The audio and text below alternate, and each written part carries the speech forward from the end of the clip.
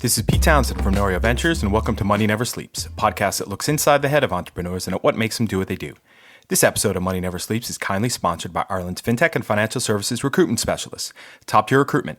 If you or a colleague need help attracting and retaining great talent for your fintech or financial services company, it is highly advisable that you build a relationship with the team at Top Tier Recruitment. You can find them at toptierrecruitment.com and tell them we sent you. This week, we're catching up with Colin Platt, whose LinkedIn profile describes him as a crypto performance artist. In addition to being an independent consultant working with innovative companies on technology and business strategy with a focus on cryptocurrencies and distributed ledger technologies. And he's also a founder of Entrepreneurial Ventures. Colin and I connected after I had my own Force Awakens moment with blockchain and distributed ledger technologies back in 2014. So we were both at BNP Paribas for a while before we met in 2015. I remember how Colin's departing email from BNP Paribas way back then said, I'm going to give this entrepreneur thing a shot. And his leap was one of the inspirations for my own leap. So thank you, Colin. Fast forward 5 years and about 200 podcast episodes later between the two of us, here we are with Colin Platt on this week's episode of Money Never Sleeps. Money never sleeps, pal. Here we go again. Welcome to Money Never Sleeps. We're recording today from the home studio, and we're on with Colin Platt, who's a friend and an all-around great guy and also an independent consultant and entrepreneur in his own right.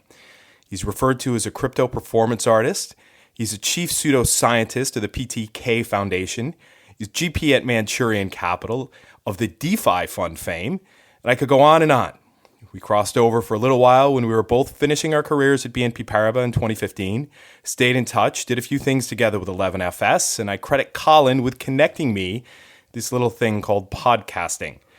On that note, welcome to the show, Colin. Thank you. And I sincerely regret welcoming you into podcasting and all of the other things.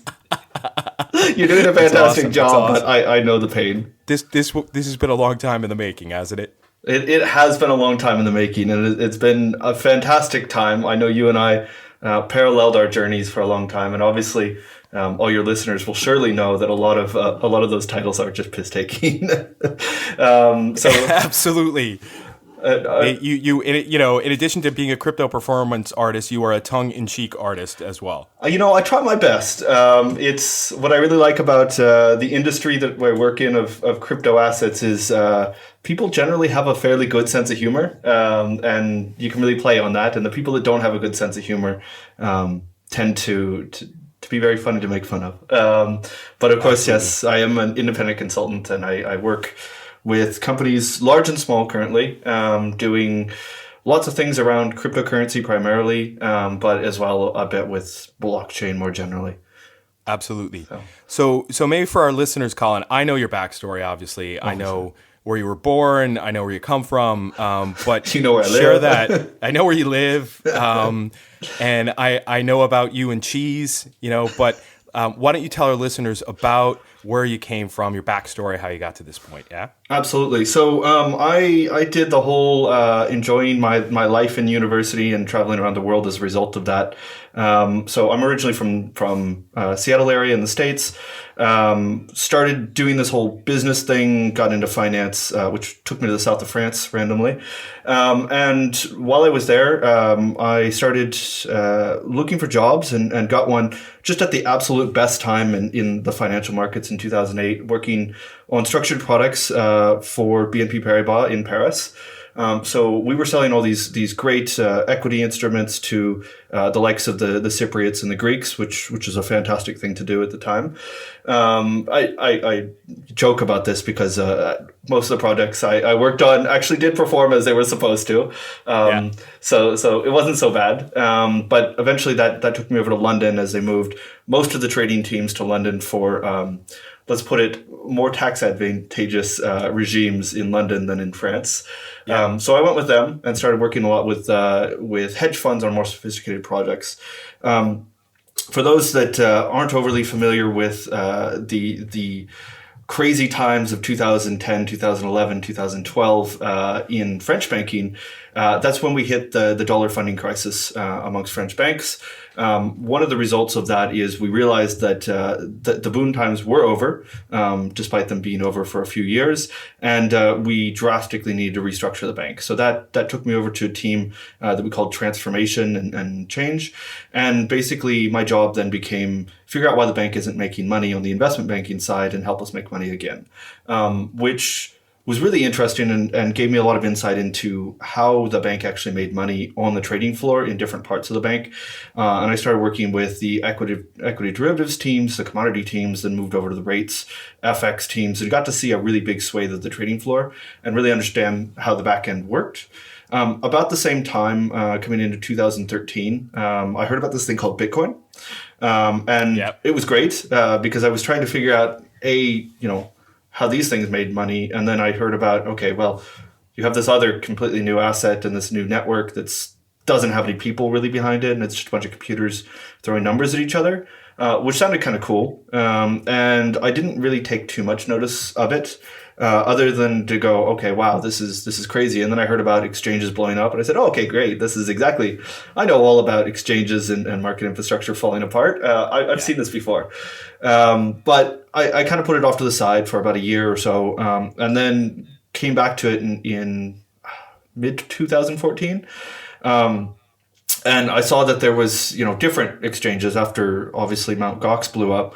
And what was really cool, having a little bit of time on the trading floor, was to see, okay, I've got one exchange where I can buy Bitcoin for $150 and another one where I can buy it for or sell it for $160. And I said, okay, this is great.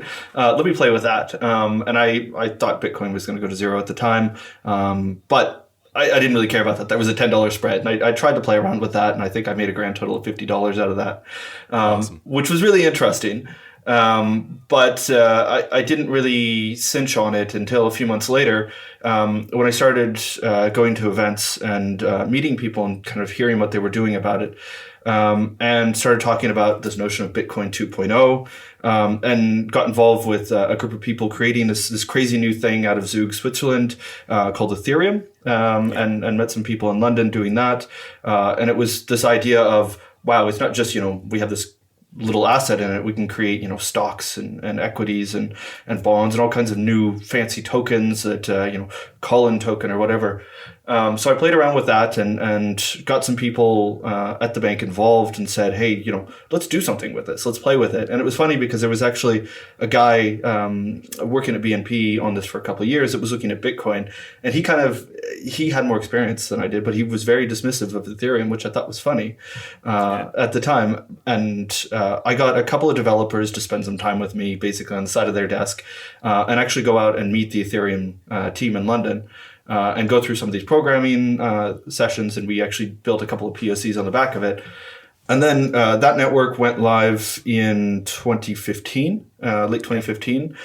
So we put together a few things on it, and we said, okay, this is great. Everything's good to go. And I got kind of frustrated with the politics of bureaucracy at the bank and said, hey, I'm going to go do this someplace else.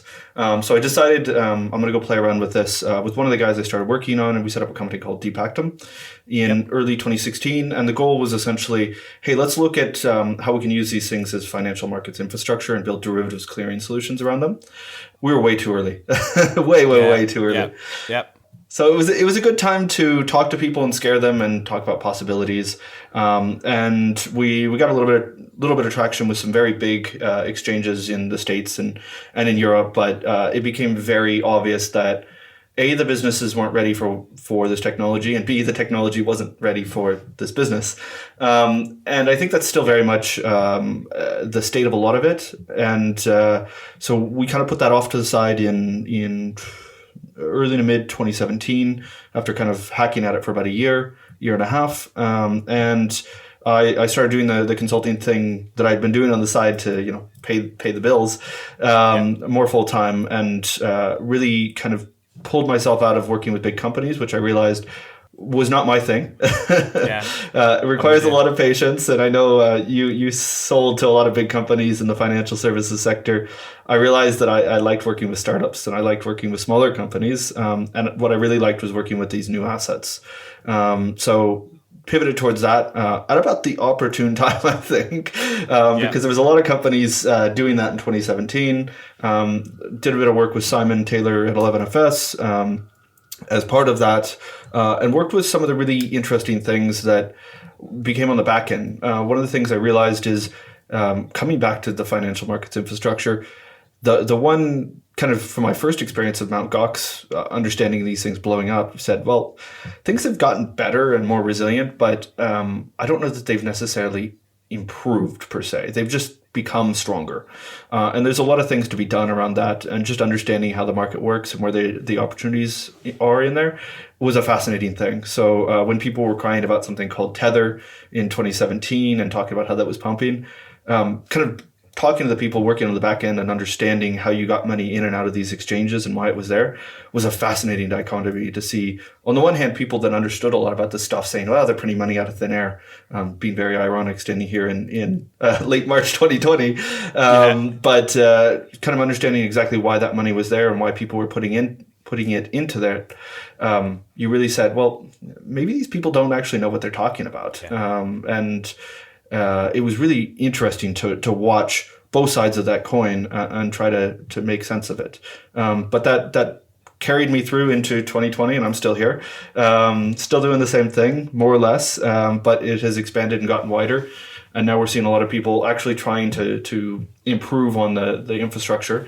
It's still not great, as we saw a couple of weeks ago when the markets collapsed, but it's not nearly as bad as it was 2 years ago.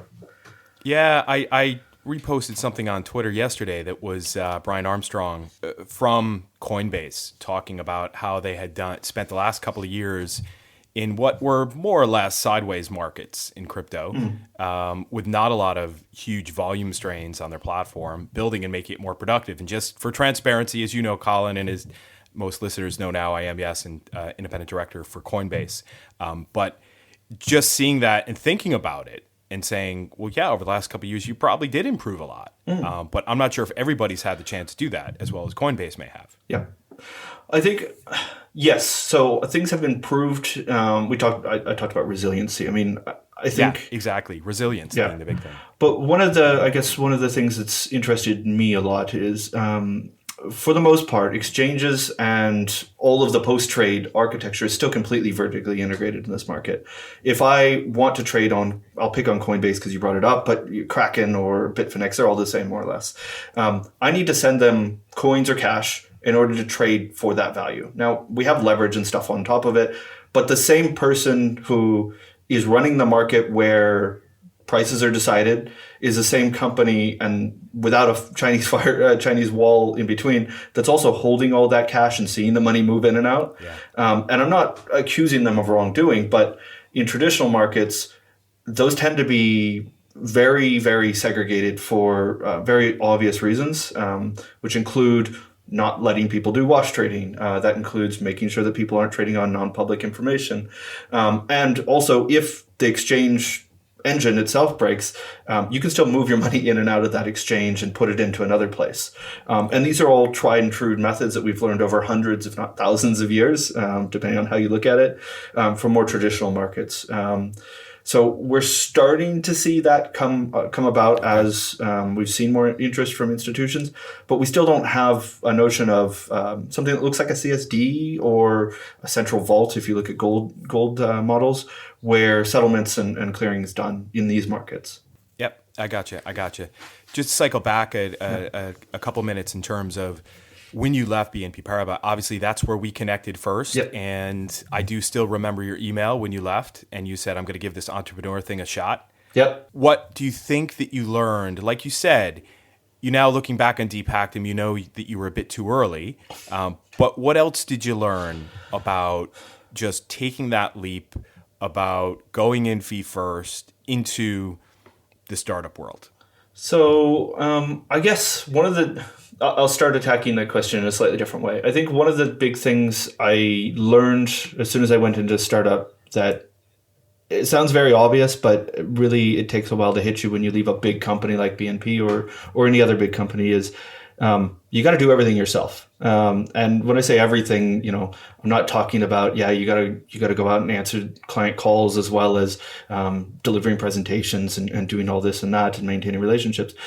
But it's the stupid little things around, administration. You don't have anybody there to call if your email server doesn't work. You need to figure out how to fix an email server. Yeah, and accounting. And accounting. Oh, yeah.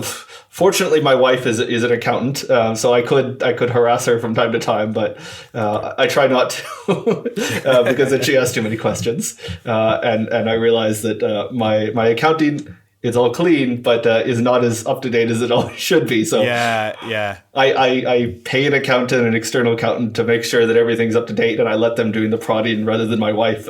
Good man. Keeps things safe at home. It does. So we try not to mix that one, but it's just. I first set up a company and I was working in London doing this, and in late 2017, my wife and I decided to move back to France, where she's from, and. I thought that the administration of being in the UK was annoying, and it is, but it's got nothing on France. There's a reason the French created the word bureaucracy.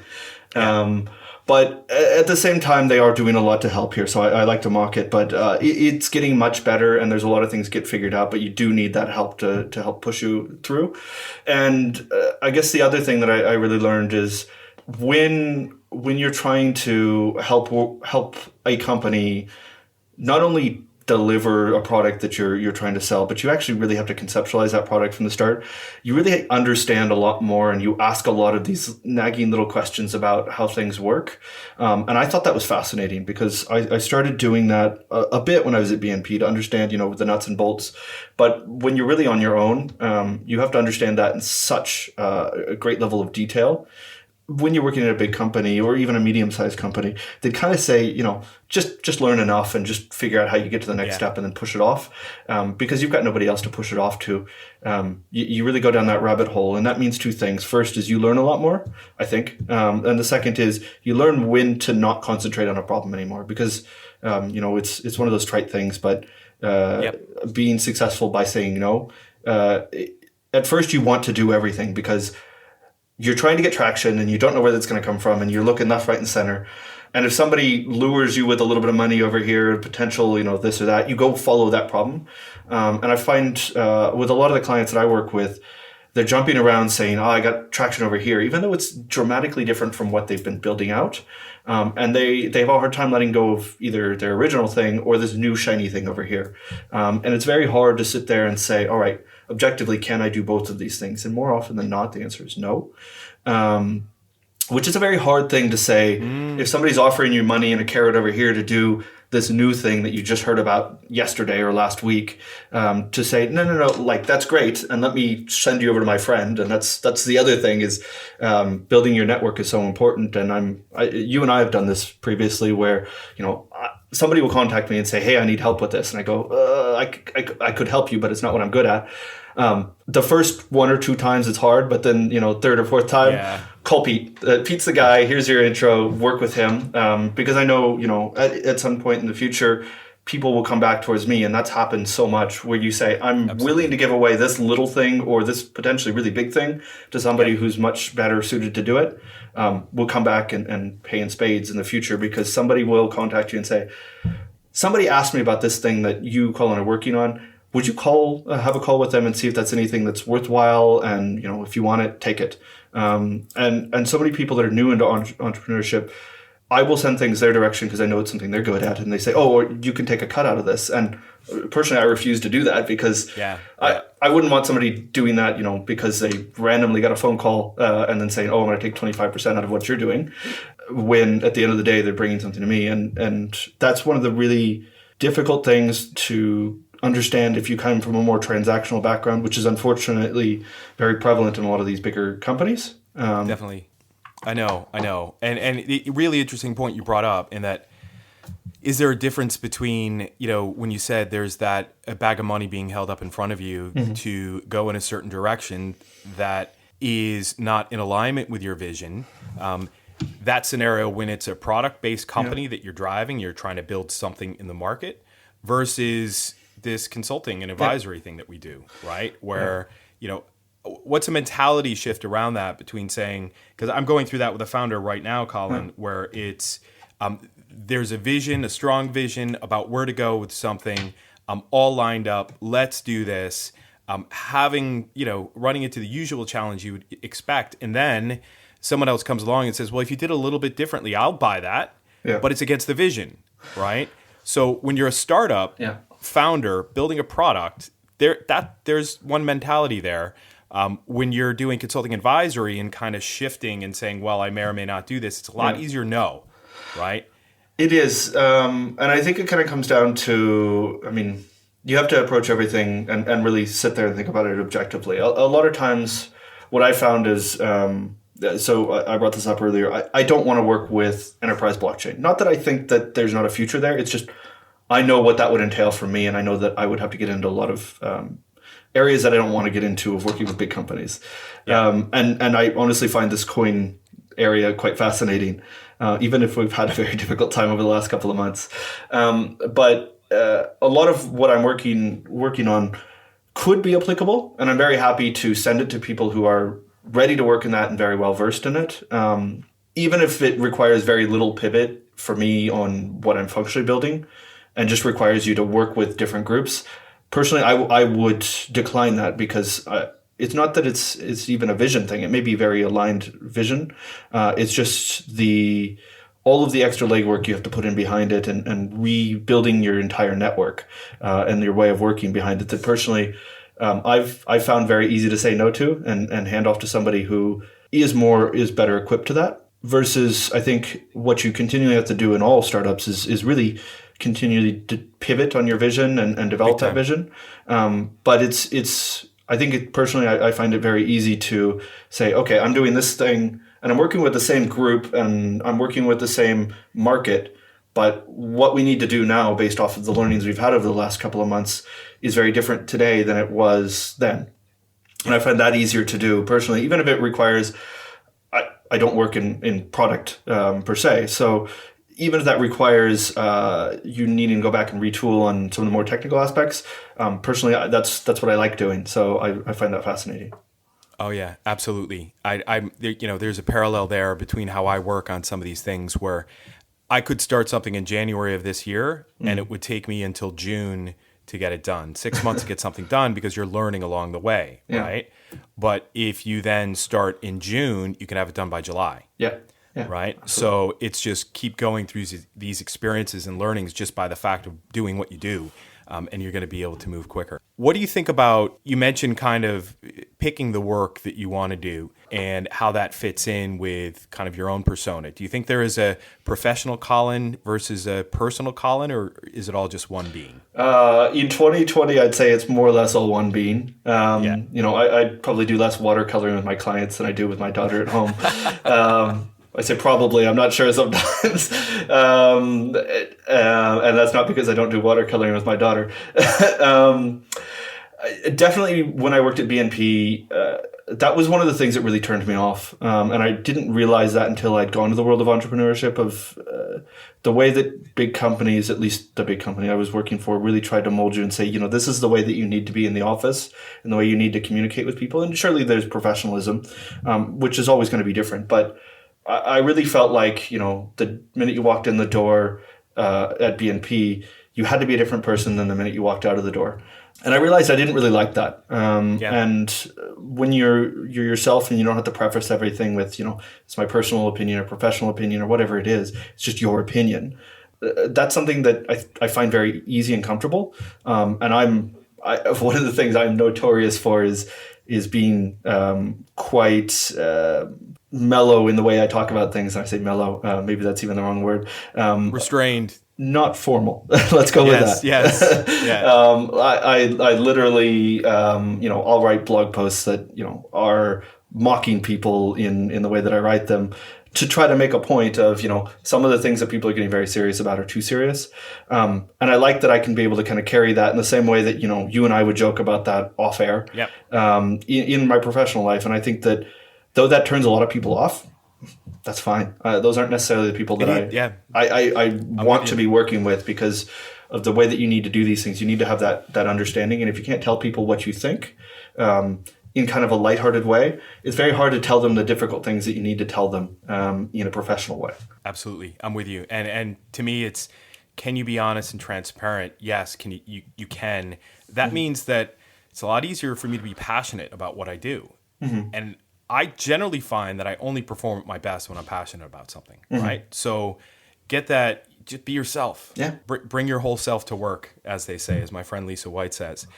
What do you think, Colin, about what's been your most favorite experience from the entrepreneurial life that you've had over the last, 4 years now?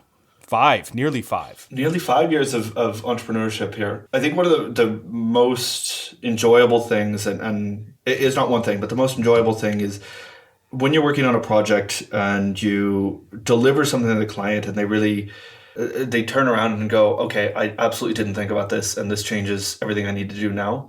And see them kind of light up on the success and really understanding something differently. And the other thing that just feels really, really good, which is kind of weird, I've had a number of clients where I've done kind of really early stage, I don't want to say ideation because I hate that word, but early stage development of what they're working on. And them having a source of clarity to say, this is where I want to start, even if what they ultimately build is completely different. And I've had a couple of clients who've come back to me and followed up with me 6 months after we've worked together. And, we started out with more or less a blank page. They said, hey, we kind of have this idea. And you work with it and you explain what goes on. And you spend a day or two or a week or whatever it is working through that idea. And you kind of say, here's the roadmap for the next 3 months, 6 months, whatever it is. And they go do that and they say, hey, we pivoted, we did this, we got this traction, that traction. But we couldn't have ever got there without you. And I think kind of helping people get to that successful point is one of those things that you kind of go, that's what I'm here for. And then, there's the other things, maybe I'm just a media whore or whatever it is. But I love when you go up on stage and you talk to people, you join a panel or you give a speech or a presentation, whatever it is. And then afterwards people come down and they say, people haven't said that. I haven't heard that before. That's different. That's what I want. And I think just helping people think differently is what I get joy out of this job. That's a great feeling to get, and it's much better than a friend of mine here in the blockchain community in Ireland stood up recently at an event and basically said to the person on stage, what you just said is completely unoriginal. What you've said there adds nothing to the last 10 years of what we've been going through in this space. Yeah. Thank you for nothing. and he got shown the door. So it's a lot nicer to get the kind of feedback that you get, Colin. Well, nobody said that to me yet. So, or maybe they won't say it to my face. I don't know. I mean, in all fairness, Colin, I remember when you spoke at the first Adminovate event that we had back in 2018 here in Dublin. And you had that one slide up on the screen behind you, which showed all the pieces of the capital markets infrastructure that technically could go when the industry migrates into more digital infrastructure, right? And there was silence. It was just quiet. It was tumbleweeds, and people were like, "Oh my God, that guy's onto something," right? So yeah, you do have that stage presence. Did you ever play any instruments? I poorly. I think I played saxophone in middle school. We got to think about that before we started recording this today. My daughter was in here playing her guitar. Yeah. She's 9, and she's better than me. And my guitar is also in this room here, and I really got to pick that up and start playing it again. What were you playing? I played saxophone poorly, so I played as an overstatement. I have zero musical ability.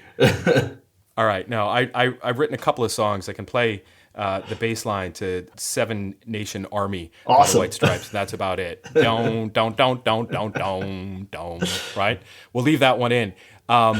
Just back to what we were talking about there. What do you think?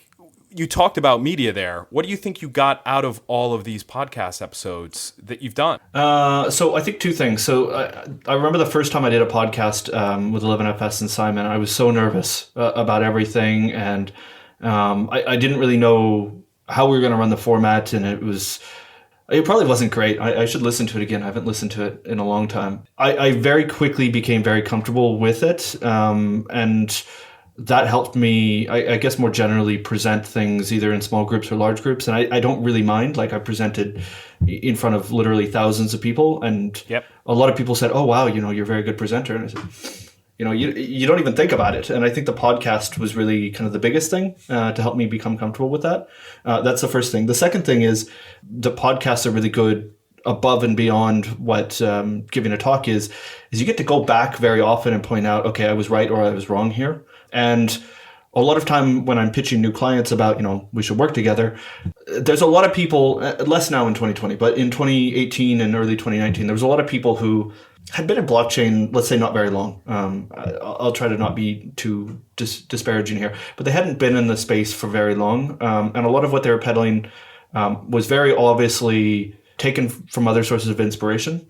And they were new on the topic and didn't necessarily know the details of it.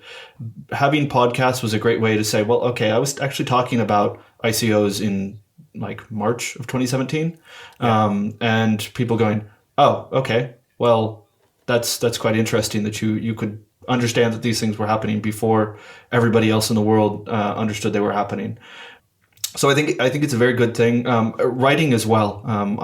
People were asking me, trying to get into space or move out of more stable jobs into consultancy, and my advice is always, doing podcasts like this is great. They're a lot of work, as you know, Pete.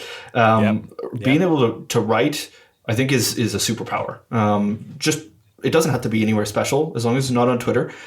Writing on Twitter doesn't count. It's great to use Twitter, but Medium or whatever else, write a blog about something and just continually write 600, 800 words every couple of weeks and put it out on LinkedIn or on Medium or wherever. You can share it on Twitter, but don't write it in a thread on Twitter.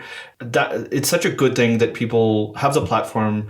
Everybody just reads these short things passively quite often, and seeing your name in them is a great way to do it. And it's a great thing to kind of archive your thoughts, even if they're wrong. It doesn't matter. If you go out and say, look, I think, this is going to happen, and the opposite happens, at least people can see, okay, well, you were thinking about that thing. And even if your thesis was wrong, you kind of consider these things, and you get very, very good at writing very quickly. I always hated writing when I was in university and in high school. And I realized that I actually quite enjoy it now, because it's that time where for a couple of hours, I just get to block everything out and just kind of mentally puke all over a page and then go clean it up. Yeah, I know. I did a blog way back in 2006, actually. Oh. My wife and I were traveling, and that I wrote a lot. Yeah. And that made a huge difference for me. Especially my mom, who's a former teacher, going back in and correcting my grammar. Yeah. So the more you do it, the more you get out of it. I really like that kind of that archiving your thoughts bit about, yes, you could share that with people and say, hey, here were my thoughts back from a couple of years ago. Mm-hmm. But it also does help beyond just saying, hey, I was right about this. It kind of helps sell yourself. Listen, I've got this technical expertise here. I have this industry expertise on something. And, here's how you get close to it. And here's how you can figure it out, right? It makes a lot of sense. It's great for like open sourcing your ideas. And if you're in our business or really any other business, I think putting your ideas out there in a short, understandable format that explains effectively what you're trying to do or sell or figure out is a great way to get inbounds. So many people have reached out through really esoteric blogs that I've had that have maybe, some of them I get 50 reads on, and that's great. Some of them I've had tens of thousands of reads on. But sometimes it's the ones that get 50 that somebody will email me and say, hey, I saw you wrote this. I actually have that same problem. Could you come in and talk to us? And that's been fantastic. That blows my mind. Yeah, I know. And I don't do enough of it. I did one a couple of weeks ago just because we ran out of time to get an episode done. Mm-hmm. And I should have done one last week. But yeah, I'm going to do more of it. We set up the Money Never Sleeps blog on Medium. So happy to take any guest posts from you. So tell me what, now just on the topic of crypto, what do you think is the single biggest thing that will happen in this space because of this little global pandemic that we're going through right now? And not to marginalize it, obviously. So I think that there's three things, and this seems to develop every other day, based off of absolutely unprecedented things happen in the market and politics and the economy every day or so. I think one of the things that's really interesting that I got interested in fairly early on about Bitcoin or Ether as an asset class is this notion that you can actually see where everything is and how it works. And that parlays quite quickly into having money that is more traceable on the one hand, but at the same time less controllable, I think is going to be something that starts to rear its head, fortunately, unfortunately, depending on how you look at it, as more money is pumped into the system. And as more money pumps into the system, you're going to have people that demand transparency. I mean, if central banks and governments are literally pouring, what we just sign off overnight in the US, $6 trillion on the 24th of March, government's going to want to make sure that didn't end up in places they didn't want it to happen. Whether that's on one extreme, terrorism financing, or on another extreme, into money markets that are held in sunny beaches around the world that are not paying U.S. taxes. They're going to make sure it goes in and stimulates the economy. So I think that you're going to see a lot of people who go towards cryptocurrencies, understanding the inflation impacts of that. But at the same time, you're going to see a lot of people who try to innovate things. And we saw a proposal that I think was ultimately pulled out, but trying to trace where this money goes. And I think that will be a very interesting thing that people will try to put forward, probably more on Ethereum-based use cases. But to say, hey, we have a system where if you pump $50 into it, you can kind of track and make sure that it goes to these usable things. And I think that's fascinating. I don't necessarily agree with the panopticon ideas, but I think it's fascinating to say, is there a way, short of going full panopticon and saying this is where you can and can't spend money, is there ways to encourage that this helicopter money that we're dropping onto people is spent in ways that are productive to the economy? And one of the things that is a very old idea, but one that I quite like, is local monies. But how about instead of just having a local money that say I can spend this in my community, which is a great initiative and I think we'll probably see more of with or without digital currencies. But how about money that actually goes in and stimulates and goes directed towards business or incentivized businesses that did the right thing during this, sent home employees early, didn't lay off people, gave them raises for, let's say, grocery stores where people are having to work longer hours but not necessarily getting paid reflectively. How about if I can encourage people with digital currencies to go spend at these types of businesses that, according to my criteria or some commonly agreed criteria, did the right thing in these really difficult times? Yeah. I think that's an area that will get a lot of focus in 2020. Hopefully when it's early enough to help. But it's also something I think we're going to see live with us for a while. Yeah, there's ESG ratings that you can put onto companies, and I know the big corporates kind of do that, right? Yeah. But then you've got smaller businesses that may not have that visible rating on, hey, they're doing the right thing for the world, for the economy. Yeah. Can you actually get your personal financial management bot on top of your bank account to suggest to you, hey, I see this is big in your life. Yeah. Why don't you go buy your weekly shopping here, or not buy and go there, but have it delivered to you from this retail outlet versus that retail outlet, because we know that these types of ESG themes are important to you. And being able to then track how that money is spent, that'd be pretty cool. So I'm definitely getting that. Yeah. No, one of the big things, I mean, here in France, obviously we're on day 9, I think, of being fully confined, and we can only go out, for a few specified reasons, and we need our little permission slip to go out in the hallway, which is a good thing. I belittle it a bit, but it's a good thing because they're taking the right actions. I wish they had done it earlier. But one of the really interesting things, I had to go stock up at the grocery store for my once every 10 days shop. And I randomly saw they had strawberries there, and they grow strawberries in this part of France. It's early in the season. I didn't really need strawberries. My daughter and my wife love strawberries, but I said, I should get those. And when I came home, my wife said, well, that's really good because nobody's buying any of that stuff. And this is a part of the world where they grow that. So it's good that you do that. And I was reading something about fish. People aren't buying enough fish. So although you could go out on these boats, and a lot of these fishermen go out by themselves, the price of fish has just absolutely collapsed because nobody's buying it because it doesn't keep very well. But, when you go out, it's not a big deal to say, I'm going to eat something today or tomorrow. So if I have to go to the store, if I have to get something ordered in, why not do the little things that support the economy locally? Not just the good actors, but also the people that are really, really hurting because where I am in the west of France, fish get sent to Spain and Italy quite a lot. Not just Paris, which is also hurting, but their 3 biggest markets have now effectively been closed. So, an extra euro or 2 here or there for me locally means very little at this time. But I know it can go and help somebody who's really, really hurting. locally, and it's stuff I like. So it's not like I'm suffering at all. Yeah. No, I'm with you. My next stop after we do this today, Colin, is to head down to George's Fish Shop in Stepside Village here in Dublin. Do it. And stock up. I have absolutely zero reason to leave Stepside Village when you got George's Fish Shop right there. Right? There you go. Go get fish. Yeah, exactly. There were a couple of other points you were mentioning around what you think is going to come out of this. Yeah, so I think inflation, people's awareness around inflation and how money is made is one of Bitcoin's big selling points. We of course had a massive sell-off with everything else a week or two ago. And Bitcoin and all the other cryptocurrencies probably fell even harder. But I think over the long term, in the same way that people are looking at gold as kind of a hedge for monetary policy, I think people in the real world are starting to understand more and more about what money is and how it's created. And not everybody is comfortable with that system, rightly or wrongly. And I'm not saying that the system is doomed to fail, but I think over the long term, keeping money in cash you will lose money to inflation. And everybody's aware of that. And your options are either invested in productive assets or in inflation hedges. And if enough people invest into these inflation hedges like gold or Bitcoin or Ether even, potentially that can help save some of their value. And we can have economic debates around whether that's productive for the economy or not.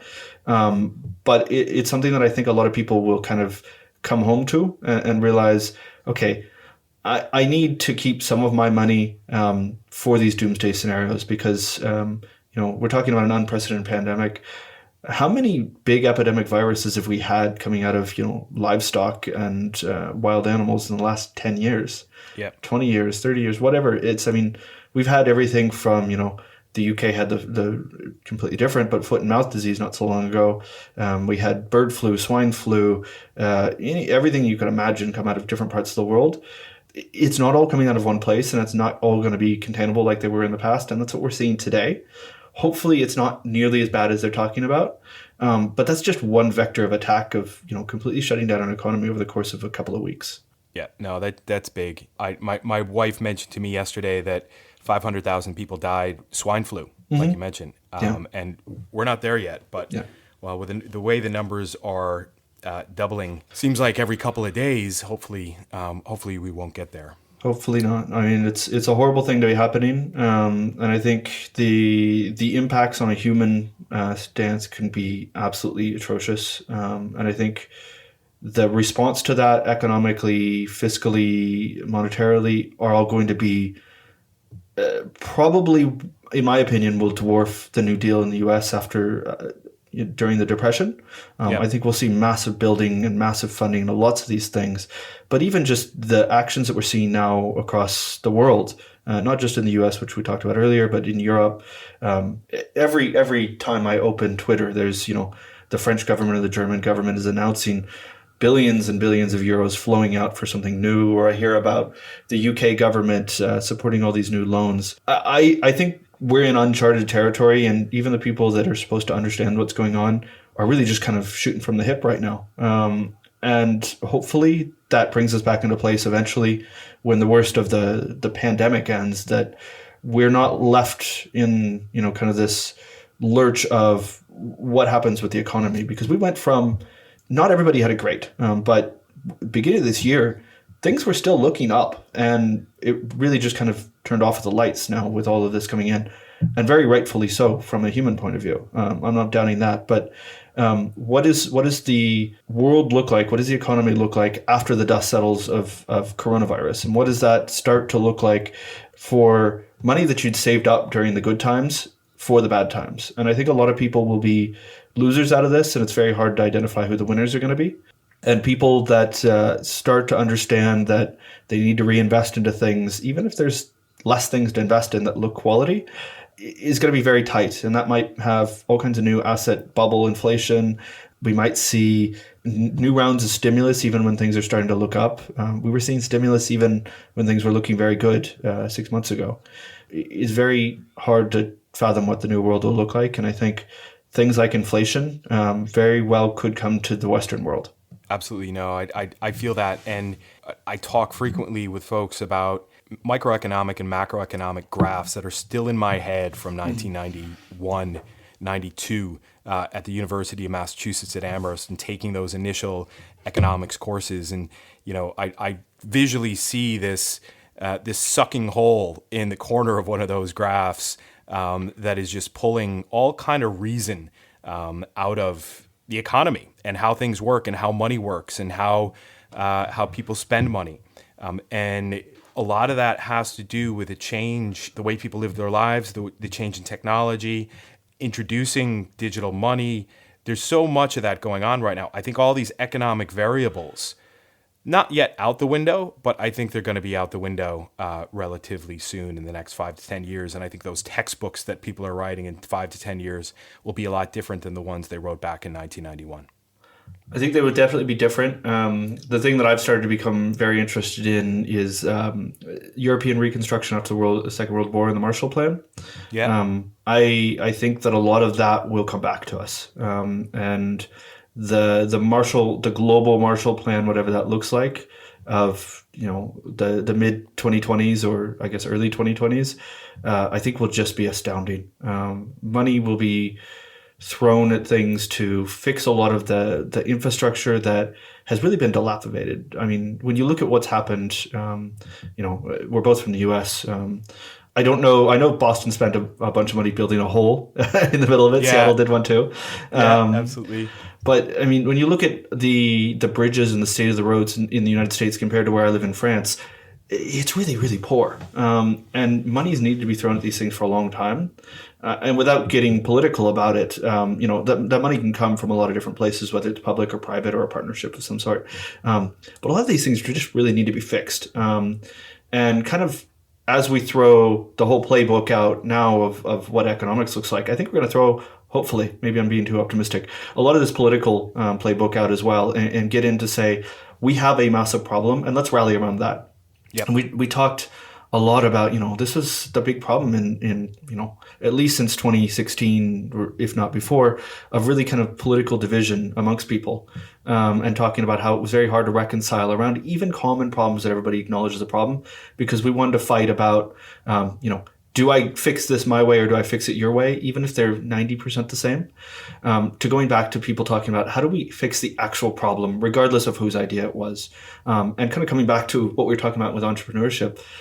Hopefully, this really reconciles people around a common cause, whatever that looks like, and however we get there. In the same way that entrepreneurship of saying, I don't need to take a tax out of you, and if I know you can do this, in the future you'll scratch my back if I help you today, and you may need that help. And I think we need to all start giving what we can give, in whichever way that is, in whichever form that is, because I know that's not just saying donate to this or that or go shop here, do there, but there's lots that everybody can bring to the table. And rather than kind of closing it out because of where it comes from, we need to open up and think about what are we trying to achieve and who has a way to get there and how do we achieve that. And I'm hoping that if we can take anything good out of what is really a bad situation right now, it'll be that type of thing, and that can start to take us in a lot of really interesting ways. So. Absolutely. What I found is that when you step out of the corporate world, Colin, and you know this, that a lot of your motivations on how you do things change, and whether or not you were political at all within the corporate space, when you step away from that just goes. And so your actions and motivations generally tend to be a bit more genuine. And you can see that, like our sponsors for the podcast, Top Tier Recruitment, Paul Smith, the founder, he just reached out on Twitter today and said, listen, he's offering free 90-minute coaching sessions to business managers, to HR, to key leaders in business, just to help them figure out some of their key decision-making over the next couple of weeks. Yeah. And that's entirely pro bono, right? And it's just saying, listen, here's an opportunity to build relationships, but also help at the same time. And when you're in it for the long game, this stuff does all truly come back to you, right? Absolutely. Okay. Just to kind of wrap things up, the one thing I was going to say to all of our listeners, before I ask you the last question, Colin, is that absolutely follow Colin G. Platt on Twitter. Just the single click alone of scrolling through this morning and seeing your meme on Patrick Bateman from American Psycho, and the rookie numbers of the rescue package in the U.S. Was just set my day off with a huge laugh. This came out of a conversation I was having with somebody, and we were saying, every day the 1 trillion, 2 trillion, 4 trillion, 6 trillion, what comes when we get to 1,000 trillion? And of course, I am the richest man in the world, by the way. That's right. Provable on the blockchain. I created a coin that was worth 3.6 quadrillion, which is 3,600 thousand trillion. So really big number. Joking about the size that you can pump these things up to in value. Yeah, big time. We can get there. maybe take some of that quadrillion of PTK and send me a real mic stand. Yeah. Yeah, I will. Assuming they'll accept PTK, which everybody should do. Of course. PTK, of course, being Pete Townsend cash. I love it. Awesome. So, last question, Colin. What is one thing that people wouldn't expect to know about Colin Platt? What is one thing people wouldn't expect to know about Colin Platt? Yeah. Everybody knows everything about me, right? Your life is an open book, isn't it? I guess the thing I just mentioned about being the richest man in the world, unless you've read my blog post and FT, you might not know that one. What's another good one? I speak very poor Swedish. I don't know if that's useful. How did that happen? I studied in Sweden. Oh, I didn't know that. Yeah, see, there you go. So you didn't know. At least how long were you in Sweden? I was in Sweden for 2 years. Okay. In a town called Jönköping, which is kind of smack in the middle if you drew a line between Copenhagen, Denmark, and Stockholm. So in the middle of the south part of the country. Oh, that's cool. It's a beautiful little town. Did you have any intersection point at all with kind of the startup hubs that Sweden is known for? Or was that too early? It was a bit early. They were definitely trying to develop one out there. There was a bigger one that was just kind of starting out in a town called Lund in the south. Yep. I think it was a bit early. So this was before the crisis, and I think they really ramped it up afterwards. Okay, because that could have been the beginnings of something, but maybe it was just there in the air already for you. Maybe I brought the spirit. I don't know.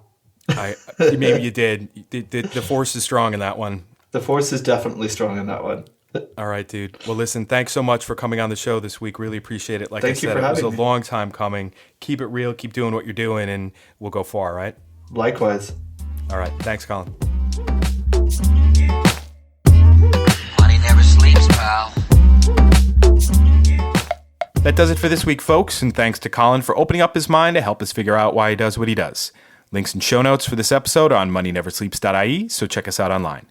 Remember, if you or a colleague need help attracting and retaining great talent for your fintech or financial services company, it is highly advisable that you build a relationship with the team at Top Tier Recruitment as they really know their stuff.